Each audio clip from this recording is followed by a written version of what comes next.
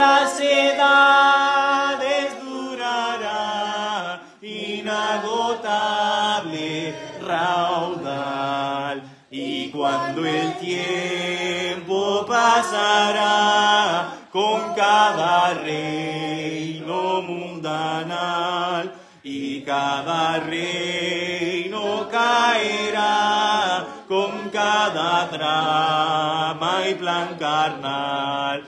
El gran amor del Redentor por siempre durará. La gran canción de salvación su pueblo cantará. Oh, amor de Dios brotando está, inmensurable, eternal. Por las edades durará, inagotable raudal. Amén. ¿Pueden tomar asiento? Adelante, pastor. ¿Cómo están todos ustedes, hermanos? Se ven muy bien. Estaba pensando que Dios me ha concedido el privilegio de estar en muchas iglesias alrededor del mundo. Por ejemplo, en 2019 prediqué en 130 iglesias alrededor de Estados Unidos. Y en 2010 prediqué en docenas de iglesias en Estados Unidos. En 2011, yo creo que entre 75 y 100, pero no tengo el conteo. Una vez al mes salgo y predico en iglesias y ya se van programando muchas iglesias para nuestra estadía en Estados Unidos. Y el comentario que quería hacer era que es común en las iglesias que el canto sea muy femenino. ¿Por qué? Es porque no hay hombres en la congregación. Estuve escuchando y cantando con ustedes, hermanos, especialmente me di cuenta en el primer canto. Y se escuchaban muchas voces varoniles. Y eso fue de bendición. No porque la voz femenina no sea dulce y agradable. No, todo el contrario. Sería terrible pertenecer a una iglesia sin damas. Pero estaba admirando la obra del Señor. Y agradeciéndole por lo que Él ha hecho en la vida de familias. En casi todos los casos, esta tarde, si un hogar está representado, la cabeza del hogar está en el culto. Y eso fue de bendición en casi todos los casos. Y estoy agradecido al Señor por eso. Y sigamos adelante, hermanos, liderando nuestras familias para la gloria de Dios. Y si la cabeza del hogar no está, sigamos orando por Él. Y también teniendo una vida casta para que con la conducta pueda ser ganado el marido sin palabra, como nos enseña en 1 de Pedro capítulo 3. Bueno, ustedes, yo creo que ya todos saben, pero hace 5 días o 6 días me operé de la vesícula, por eso estoy vestido un poco informal, para que sepan, y feliz porque el Señor me da la fuerza para poder servirle. Tengo que hacerles una confesión esta tarde para no ser culpable de plagio. La base del sermón que voy a predicar es un bosquejo de otro pastor, se llama Paul Chappell. Tenemos varios libros de ellos en la librería. Por ejemplo, el que se llama Ya Llegamos, él lo escribió con su esposa, Terry Chappell. Y entonces tomé su bosquejo como base y lo traduje al castellano. Bien, vamos a abrir nuestras Biblias a 1 de Juan, capítulo 4. 1 de Juan, capítulo 4. Yo creo que lo que acabo de hacer es importante, porque fingir que un mensaje es tuyo cuando no es tuyo, no es diferente que mentira o engaño. Entonces, es importante. No lo hago mucho, pero a veces lo hago. Y cuando lo hago, lo anuncio de antemano, para que sepan. De hecho, supe de un pastor en Estados Unidos hace como 1 año que fue despedido de su congregación. Lo corrieron porque descubrieron que él estaba cometiendo plagio casi todos los domingos y no daba crédito al autor. Y eso no es ético, no es buena moralidad. Entonces, siempre queremos actuar de forma que agrada al Señor, que todo sea transparente. ¿Amén? Sí. Estamos en 1 de Juan, capítulo 4. ¿Ya llegaron, hermanos? Quiero leer los versículos 1 al 7 como introducción a este sermón que se llama Confianza en el amor de Dios. Confianza en el amor de Dios. Versículos 1 al 7 van a ser nuestra introducción. Amados, no creáis a todo espíritu, sino probad los espíritus si son de Dios, porque muchos falsos profetas han salido por el mundo. En esto conoced el Espíritu de Dios. Todo espíritu que confiesa que Jesucristo ha venido en carne es de Dios. Y todo espíritu que no confiesa que Jesucristo ha venido en carne no es de Dios. Y este es el espíritu del anticristo, el cual vosotros habéis oído que viene y que ahora ya está en el mundo. Hijitos, vosotros sois de Dios y los habéis vencido, porque mayor es el que está en vosotros que el que está en el mundo. Ellos son del mundo, por eso hablan del mundo y el mundo los oye. Nosotros somos de Dios. El que conoce a Dios nos oye. El que no es de Dios no nos oye. En esto conocemos el espíritu de verdad y el espíritu de error. Amados, y el versículo 7 realmente pone la introducción al tema de esta tarde. Amados, amémonos unos a otros, porque el amor es de Dios. Todo aquel que ama es nacido de Dios y conoce a Dios. En el libro de 1 de Juan es un libro de confianza, un libro de seguridad.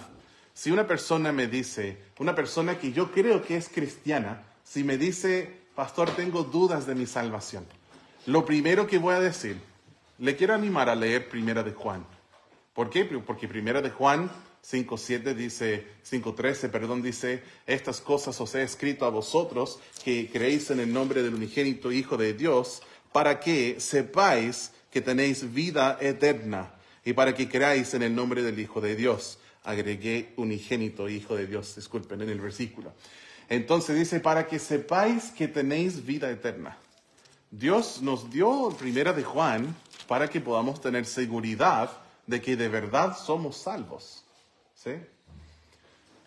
Por ejemplo, a veces hablamos de la seguridad eterna del creyente. Eso refiere a que la salvación no se pierde. Pero si hablamos de la seguridad de salvación, es otro tema. La seguridad de salvación es que tú internamente, en tu corazón, en tu mente, estés convencido, yo soy salvo. Esa es la seguridad de salvación. ¿Ya? Seguridad eterna habla de que si una persona realmente es salva para toda la eternidad. Tiene vida eterna, la salvación no se pierde. ¿Sí? Quería aclarar eso porque he escuchado en algunas ocasiones que la gente, hablando de la seguridad eterna, dice seguridad de salvación. Pero son como dos frases diferentes que usamos para describir cosas diferentes. Primera de Juan da ciertas pruebas de la salvación para que tú puedas tener confianza de tu salvación. Seguridad de que tú eres salvo de verdad. Y llegando al versículo 7 tenemos un ejemplo, y es el amor. Si una persona es nacido de Dios, va a tener amor, va a amar. Entonces, ¿tienes dudas de tu salvación? Examínate, mira en tu corazón, pruébate para ver si estás en la fe, dice Corintios, y ve si tienes amor. De hecho, la Biblia dice en 1 de Juan que si tú odias a tu hermano, si aborreces a tu hermano, entonces permaneces todavía en tinieblas, o sea, no eres salvo. Un cristiano no puede odiar a un hijo de Dios, es imposible. Si tiene odio en su corazón por un creyente, solo es evidencia de que todavía no ha nacido de nuevo. Hermanos, vamos a orar. Padre, gracias por tu palabra, gracias por 1 de Juan, gracias por tu amor. Enséñanos, guíanos para la honra y la gloria de Jesús. Aquel nombre que pertenece a Él, aquel nombre que es sobre todo nombre, y al cual todos vamos a confesar que es Señor, y vamos a doblar la rodilla en reverencia. No solo nosotros, sino también aún aquellos que le han rechazado. Gracias, Dios, por ese nombre de Jesús. Es en ese nombre que oramos. Amén. El Espíritu Santo inspiró a las palabras escritas por el apóstol Juan en 5 libros. ¿Sabían esto? Juan escribió 5 libros. Está el Evangelio de Juan, Primera de Juan, Segunda de Juan, Tercera de Juan y Apocalipsis. Y en estos libros que Dios usó a Juan para escribir, él nos revela 3 declaraciones en cuanto a la naturaleza de Dios. Una es acá en Primera de Juan, en el primer capítulo dice, Dios es luz. Dios es luz. Capítulo 1, versículo 5. Otro ejemplo está en el libro de Juan, o el Evangelio de Juan, capítulo 4, versículo 24, donde dice, Dios es espíritu. Dios es espíritu. Y después, hermanos, nosotros aquí en nuestro texto llegamos a la tercera declaración en cuanto a la naturaleza de Dios, que es en el versículo 8. Dice, el que no ama, no ha conocido a Dios, porque Dios es amor. Dios es amor. Este atributo de Dios, atributo es la palabra que normalmente usamos para describir características, solo que característica quizás para el mundo cristiano suena muy humano, no sé, y por eso decimos atributo. Pero cuando hablamos de cómo es Dios, se llaman sus atributos, y este atributo del amor de Dios es el atributo en que evidentemente el apóstol Juan se deleitó. De hecho, yo he escuchado a gente aún decir que Juan es el apóstol de amor. Cuando estudio comentarios bíblicos y cosas así, he visto que le llaman el apóstol de amor. Y si tú lees sus libros, vas a encontrar esto. En Juan, en las epístolas, también en Apocalipsis. Y en ocasiones, varias ocasiones, Juan, en el Evangelio de Juan, se refirió a sí mismo como el discípulo al cual Jesús amaba. Al discípulo a quien él amaba. Ejemplos de esto, Juan 13, 23, Juan 19, 26, Juan 21, 7. Hermanos, cuando nosotros entendemos y contemplamos el amor de Dios, el hecho de que un Dios santo, el único Dios verdadero, haya podido amar a un mundo pecador, incluyendo a mí y a ti, luego nuestros corazones se deben llenar con gratitud. Se llenan con gratitud. Hermosas letras, hermosa letra del himno que nosotros cantamos. Dice, oh amor de Dios, su inmensidad. El hombre no podría contar, ni comprender la gran verdad que Dios al hombre pudo amar. Cuando el pecado entró al hogar de Adán y Eva en Edén, Dios les sacó, mas prometió un Salvador también. Oh amor de Dios brotando está, inmensurable, eternal, por las edades durará, inagotable raudal.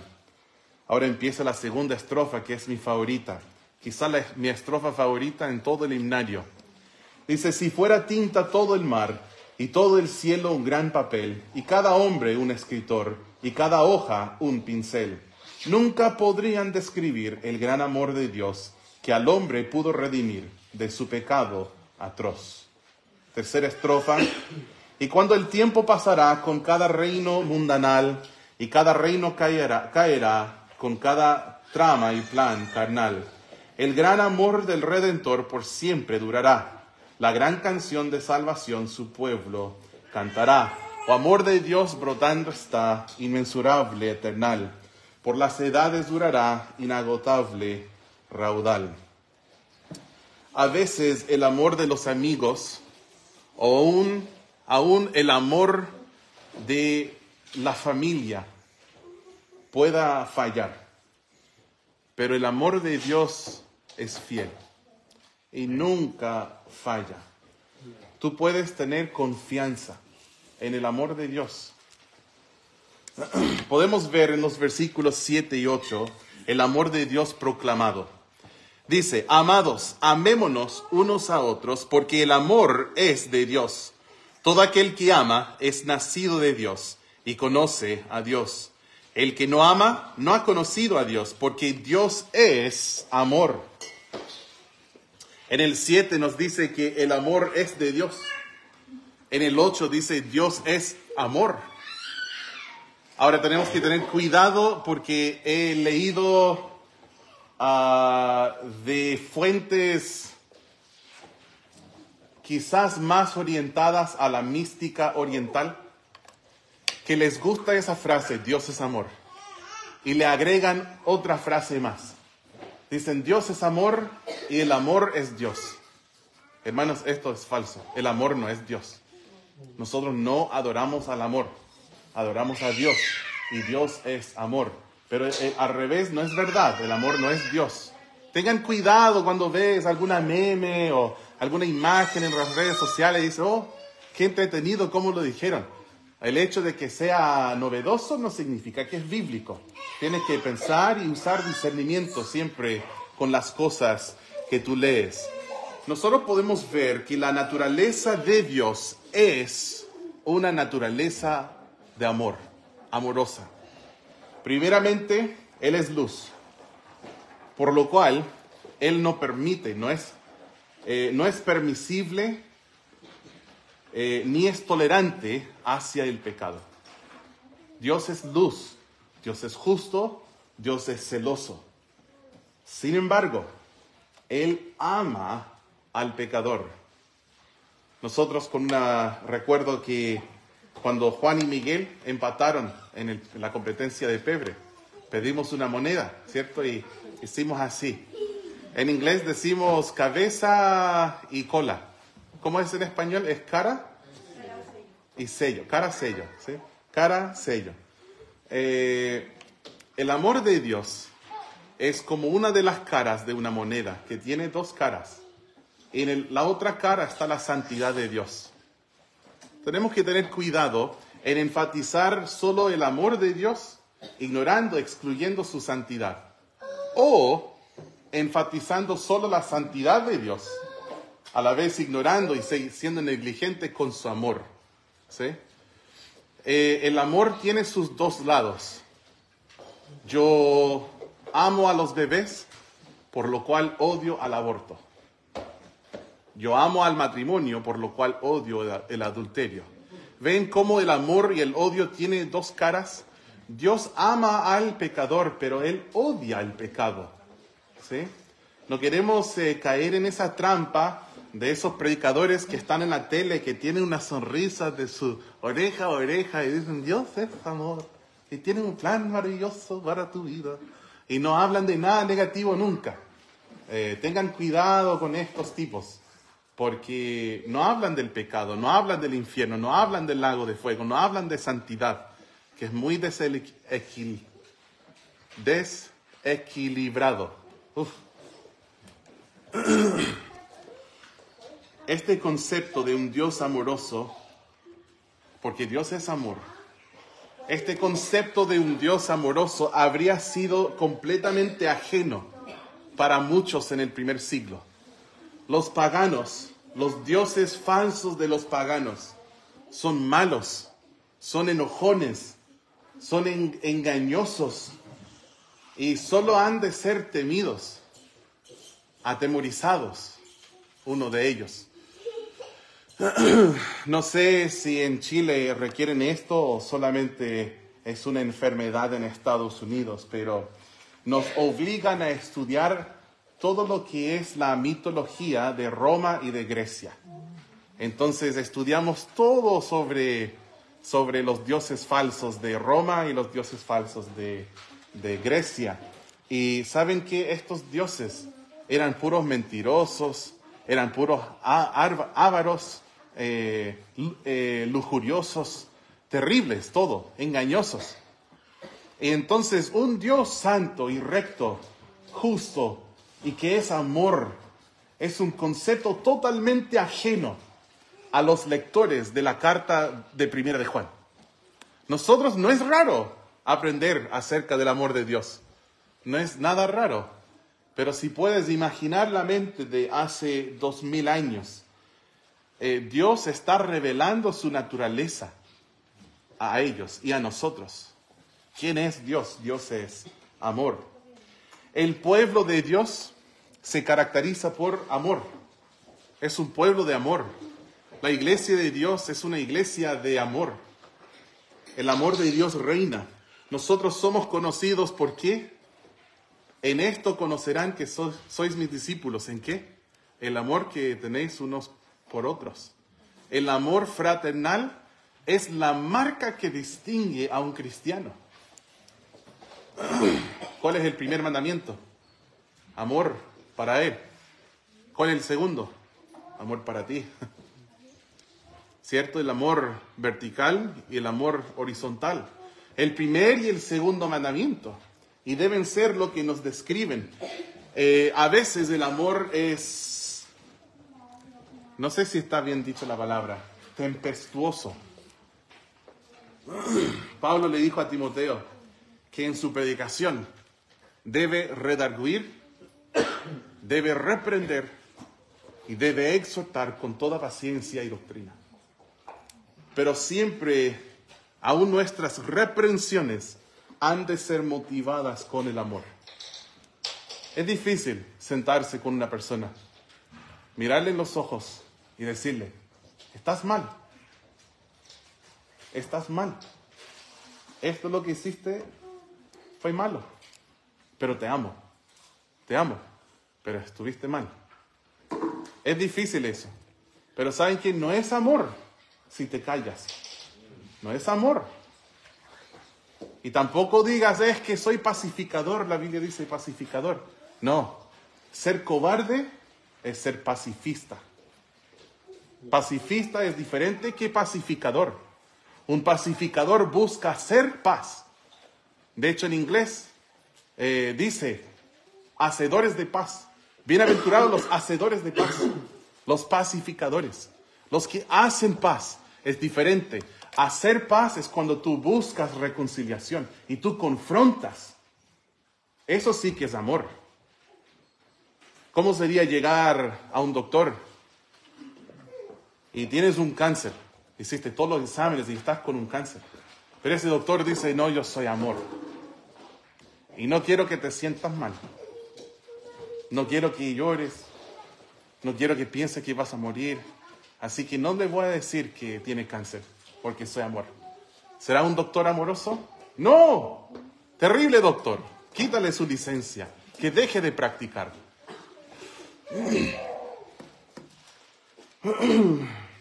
Aún las reprensiones han de ser motivadas por amor. Cuando nosotros nacemos, recibimos la naturaleza física de nuestros padres físicos. Por ejemplo, tú puedes comparar una imagen de uno de mis hijos conmigo cuando yo tuve la misma edad. Y somos una copia. Iguales.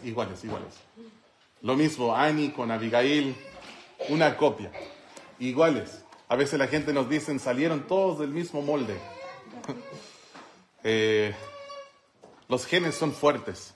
Y cuando nacemos, nosotros recibimos rasgos de nuestros padres físicos. Espiritualmente, nosotros nacemos en un estado espiritual, quiero decir. No porque es un nacimiento espiritual, sino que en el primer nacimiento, nosotros espiritualmente somos pecadores. Estamos perdidos y estamos muertos. Pero cuando volvemos a nacer, cuando un hombre nace de nuevo, recibe la vida espiritual de Cristo y ha de tener los rasgos de su Padre también. Pedro, creo que es 2 de Pedro 1:3, si no me equivoco, habla de que la divina naturaleza está en nosotros. O sea, el ADN de Dios está en nosotros. Somos nacidos por el Espíritu Santo y dice la Biblia que la simiente en el segundo nacimiento, ese agente activo que germinó en nosotros, fue la palabra de Dios. Y ahora la naturaleza divina está en nosotros. Es por eso que en el Sermón del Monte Jesús nos dice que debemos ser perfectos como nuestro Padre es perfecto. Es por eso que en el libro de Efesios dice, sed imitadores de Dios como hijos amados. ¿Cierto? Como cuando Juan va a un trabajo y está martillando. Y si estuviera Juanito y hubiera un martillo por ahí, lo agarraría y empezaría a martillar también. Nosotros debemos de ser imitadores de Dios, porque somos hijos amados. Hemos de ser como Él. El amor de Dios es proclamado en la palabra de Dios y por el pueblo de Dios. Podemos ver en los versículos 9 y 10 que el amor de Dios es probado. Miren conmigo. Versículo 9. En esto se mostró el amor de Dios para con nosotros, en que Dios envió a su Hijo unigénito al mundo, para que vivamos por Él. En esto consiste el amor, no en que nosotros hayamos amado a Dios, sino en que Él nos amó a nosotros y envió a su Hijo en propiciación por nuestros pecados. Dios manifestó su amor, o como dice en el versículo 9, en esto se mostró el amor de Dios. Dios lo demostró, Dios lo probó. El amor de Dios se hizo patente para que nosotros pudiéramos observarlo y verlo. ¿Cómo? Dando a su Hijo unigénito. Dando a su Hijo unigénito. Y ¿saben qué? Si vas a colocar una palabra, creo que se llama un adjetivo, para describir cómo es el Hijo de Dios, recomiendo omitir siempre la palabra único y utilizar la palabra unigénito. Unigénito es una palabra superior en el castellano, porque Cristo no es el único Hijo de Dios. Yo también soy un hijo de Dios, pero sí Cristo es el unigénito Hijo de Dios, que es único en su género. No hay ningún otro Hijo de Dios como Él, ¿sí? Que fue engendrado milagrosamente en el vientre de María, ella todavía siendo virgen.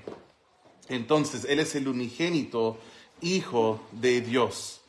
Eso es lo que nos dice en las Escrituras. Puedes dar algo sin amar, pero no puedes amar a algo sin dar. Sí puedes dar algo sin amar, pero no puedes amar a algo sin dar. Amar a algo o a alguien.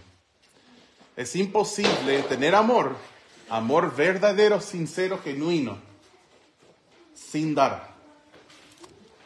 Sí es fácil decirlo con la boca. Miguel, te amo. Pero Miguel podría decir, pruébalo. ¿Y cuál sería la prueba? Sería sacrificando por él, dando. El amor se demuestra con acción. Y yo creo que en este tiempo que nos hemos conocido, yo creo que Miguel diría a mi pastor, me ama. Espero que sí. Está diciendo, no, Abraham, no, está diciendo sí. El amor bíblico, el amor divino, requiere sacrificio. Podríamos tomar el ejemplo del dar.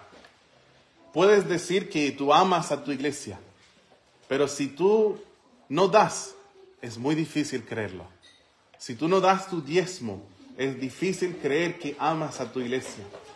Tú puedes decir que amas a las misiones y la Gran Comisión. Oh, me encanta esta iglesia porque leemos cartas misioneras, oramos por los misioneros, tenemos banderas, hicimos una conferencia de misiones, se predica sobre misiones, hay evangelismo los sábados. Puedes decir que tú amas a la Gran Comisión, pero si tú no das una ofrenda misionera, es muy difícil creerlo. Tú puedes decir, yo amo la Gran Comisión, pero si tú no evangelizas, es muy difícil creerlo. Yo amo la Gran Comisión, pero si tú no discipulas a nadie, es muy difícil creerlo. Tiene que haber un sacrificio que respalda para que el amor sea de verdad amor. Dios no solo dice que nos ama, Dios muestra su amor con sacrificio. Yo amo Romanos 5:8 que dice, mas Dios muestra su amor para con nosotros, en que siendo aún pecadores, Cristo murió por nosotros. Todo el mundo conoce Juan 3:16. Me gusta mucho Primera de Juan 3:16. Dice así, en esto hemos conocido el amor, en que Él puso su vida por nosotros. También nosotros debemos poner nuestras vidas por los hermanos. ¿Cómo conocimos el amor? Por el sacrificio de Cristo. El dar. Porque de tal manera amó Dios al mundo que que ha dado. Dios amó y Dios dio. ¿Cómo nos dice, maridos? Amad a vuestras mujeres. ¿Cómo? Como Cristo también amó a la iglesia y se entregó a sí mismo por ella. Cristo amó y se entregó. El amor y el sacrificio son un par en la Biblia. Dice Efesios 5:2, y andad en amor, como también Cristo nos amó y se entregó a sí mismo por nosotros. Ofrenda y sacrificio a Dios en olor fragante.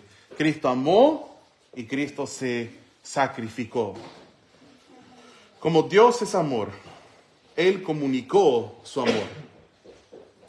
Jesús fue Dios manifestado en la carne, deidad envuelta en humanidad. Juan 14:9 dice, tanto tiempo hace que estoy con vosotros y no me has conocido, Felipe. El que me ha visto a mí, ha visto al Padre. ¿Cómo pues dices tú? Muéstranos el Padre. Mucho antes que José Smith creara al mormonismo y negara la deidad de Cristo, mucho antes que Charles Taze Russell inventara a la secta de Testigos de Jehová, mucho antes que eso, Dios envió a su Hijo Jesús, en quien habitó toda plenitud de la deidad. Punto. Nosotros debemos definir la deidad de Cristo y también defender a la deidad de Cristo y señalar a los falsos maestros. Hoy pasaron por fuera en la calle, como algunos dicen, testigos sin Jehová. Pasaron los testigos de Jehová y pregunté a los niños, ¿quién está caminando en la calle? Y Abigail dijo, una falsa religión. Así dijo. Así corresponde, porque es la verdad. Es la verdad. Es una secta falsa. De hecho, si uno estudia el capítulo 4, podría decir aún que es una secta satánica. Y que por el espíritu del anticristo, dice que Cristo no vino en la carne. Dice que Dios no fue manifestado en la carne. Eso es por el espíritu del anticristo. Anti-Jesús. Diabólico, satánico. Es fuerte, yo sé. En una de esas esté viendo a algún testigo de Jehová. Y yo sé que es fuerte. Pero es lo que la palabra de Dios dice. Y por eso no pedimos disculpas. Jesús vino para hacer la propiciación de nuestros pecados. Esto dice en el versículo 10. Envió a su Hijo en propiciación por nuestros pecados. Cristo vino para hacer el pago satisfactorio de nuestros pecados. Si alguien preguntara por qué, es porque Dios es luz y es justo. Él quiere que seamos salvos, pero su justicia requiere un pago por el pecado. Solo la sangre de Jesús, solo su sufrimiento y su muerte son el pago que Dios acepta. Podríamos ofrecerle muchos otros valores. ¿Cuántos aquí han vendido algo? Un auto, una casa. Y tú dices, vale 5 millones. Precio fijo. No conversable. No insistas, no preguntes. Ya está claro, ¿cierto? 5 millones. Y la persona viene y dice, ya, ¿me aceptas 4 palos? ¿Tiene problemas de comprensión de lector? 5 millones dije. Ah, sí, disculpa, entiendo. ¿Y 4,5 me acepta o no?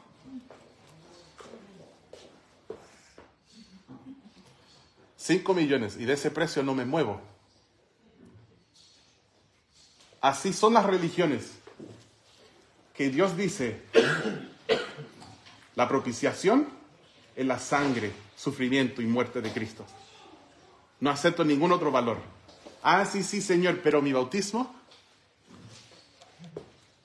comprensión del lector, sangre y muerte de Cristo. Entiendo. ¿Y si diezmo? No. El único valor, el único pago que Dios acepta Eso es lo que significa propiciación. Es un precio aceptable para Él que apacigua su ira y nos consigue misericordia. Esa es la propiciación. Y nosotros decimos, y Señor, si yo pongo mi fe en la sangre de Jesús, Él dice, sí, acepto este precio. Este es el precio que acepto. Es como cuando la persona viene y dice, ya, ¿y me aceptas 5 millones? Sí, este es el valor, 5 millones. Dios acepta la sangre. La Biblia dice en Romanos 3:25, dice a quien Dios puso como propiciación por medio de la fe en su sangre. Dios puso a Jesús como propiciación por tus pecados. Y puedes conseguir esa misericordia de Dios mediante fe en su sangre. Y Cristo fue crucificado para apaciguar la ira de Dios y resucitado para nuestra justificación, dice el libro de Romanos. Entonces, si nosotros confesamos con nuestra boca que Jesús es el Señor y creemos en el corazón que Dios le levantó de los muertos, seremos salvos. Porque con la boca se hace confesión para salvación. Y en el corazón se cree para justicia. Tenemos fe en su resurrección, porque Él fue resucitado para nuestra justificación. Qué maravilloso, ¿no? Y en esto se probó el amor de Dios, hermanos. Es lo que nos está diciendo Primera de Juan 4, 9 y 10. En esto se mostró el amor de Dios, que Él dio a su Hijo unigénito y que Cristo haya venido para hacer la propiciación de nuestros pecados. Nosotros los humanos probamos el amor de diferentes maneras.